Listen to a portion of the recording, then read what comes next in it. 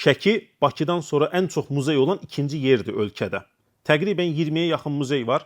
Bunlardan Şəki şəhərində və yaxındakı Kiş kəndində olan 12-sini bu xəritədə toplamışıq ki, bunu götürüb rahat gəzə biləsiniz. Bu xəritənin bir üzündə şəhər xəritəsidir və muzeylərin yerləri göstərilib, pinlərlə adları yazılıb, siyahısı.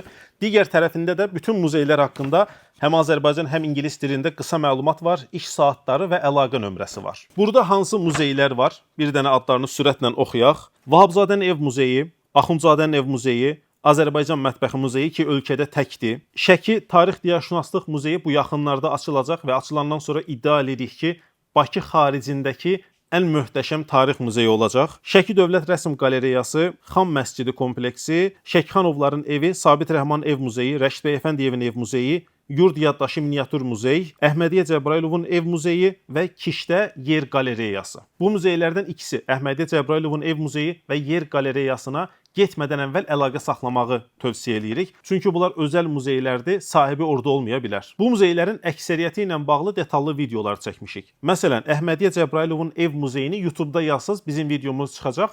Oradan baxıb daha detallı məlumat sahibi ola bilirsiniz. Həmçinin buradakı adlarını istənilən onlayn xəritəyə, naviqasiyaya yazanda çıxacaq, sizi ora aparır. Bu xəritələr buradakı 12 muzeyin hamısına paylanılır.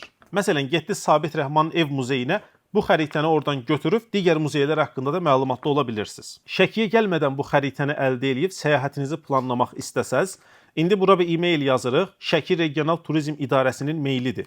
Ora yazın ki, Şəki muzeylər xəritəsini istəyirik. Bunun PDF forması sizə göndəriləcək e-mailinə. Xəritə səhifəsində də görünür.